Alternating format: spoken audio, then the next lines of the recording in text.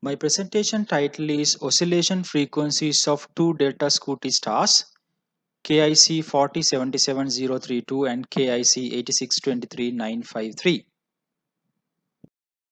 This is the outline of my presentation. So let me introduce briefly about Delta Scuti stars. Delta Scuti stars are pulsating type star variable stars. So they have radial and non-radial oscillations, as well as they are very short short period pulsating stars. Typically they pulsate within 1 day. So I choose two Delta Scuti type stars which were observed by Kepler mission for this analysis. Kepler is a dedicated mission to detect the Earth-sized planet, but the available light curves can be used to study the pulsation stars. So I use a short cadence 60-second exposure light curves of these two stars. These two stars are roughly 9 magnitude stars, and the number of data points observed by Kepler is also mentioned here, and the coverage, continuous coverage of the observation, that is 31 for the first one days and 94 days for the second one. It will little bit longer coverage. So when you take the Kepler light curves, Kepler observed in these stars in quarters. For example, now first this one was observed in 11th quarter as well as in 12th quarter. From quarter to quarter, the light curves are shifted. So these are called some sort of a systematic shift. So these systematic shifts are there when you go from quarter to quarter. So if you are going to combine a few quarters, then we have to eliminate these shifts. So then the initially we have to correct the light curves for these systematic shifts, outliers, and these discontinuities, and then the light curves will be look like this, a continuous smooth light curve.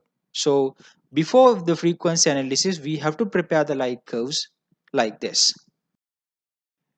And the other one is that the Kepler flux has to be converted to some sort of a meaningful magnitude. Here we converted it to part per million using this equation. So once you convert it to the part per million, as well as we do the systematic corrections, so the light curve is something look like this. It is a very smooth one. Now it is ready for frequency analysis. Then we can subject the light curve for the frequency analysis. We use Fourier transformation, as well as there's another method called Lomskagel periodograms. So the frequency determination can be done with these tools. So when you look at the amplitude spectra of this star, now this frequency 14.482 is the highest amplitude frequency. Now when you go to the other frequencies, we have to remove the highest amplitude frequency, that is called pre-whitening. So the pre-whitening is applied to get the other frequency. So you can see there 14.482 is not available in the second. So we can detect the second highest frequency 8.038. So like that we can go for one by one and find out all the frequencies available in the light curve. So this is the part of the frequencies.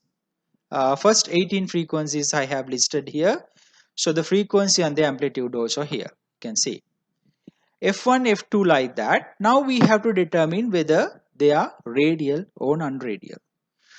So here when you look at the second frequency, highest frequency 8.038, we determine as a fundamental frequency. How we determine it? So I use the pulsation constant calculation. The pulsation constant is given by this equation. When you do the pulsation calculation for this particular frequency, the Q value is within this range. This is a very small range, but statistically they have proven that for the Delta Scuti stars, the fundamental frequency is somewhere here in this range. So therefore we determine the fundamental frequency as radial fundamental frequency as 8.038 cycles per day. Like that we have to go for one by one all these frequencies. What are they? So for example, if you look at the highest amplitude frequency 14.482, so then there are two adjacent frequencies nearby. So this is due to the rotational splitting. Basically, this rotational splitting characteristic actually just given by a sign of non-radial modes, the presence of non-radial modes. So we can determine 14.482 is a non-radial mode. So like that, we have to determine the modes of the frequencies. Similarly, I did the analysis for the other star, the spectrum analysis. So here the frequencies are available, and then you the list of frequencies, some of the frequencies are listed here. Here in the highest amplitude frequencies, none of them are not tally with the fundamental mode.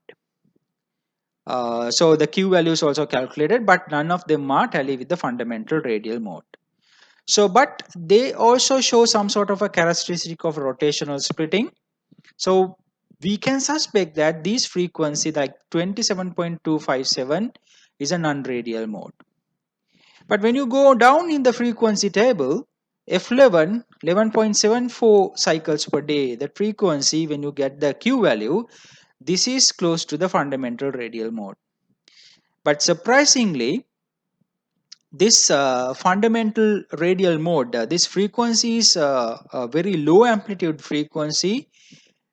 Maybe it is not a fundamental, but it is very unusual to determine as a fundamental mode. So we do not include that as a fundamental radial mode.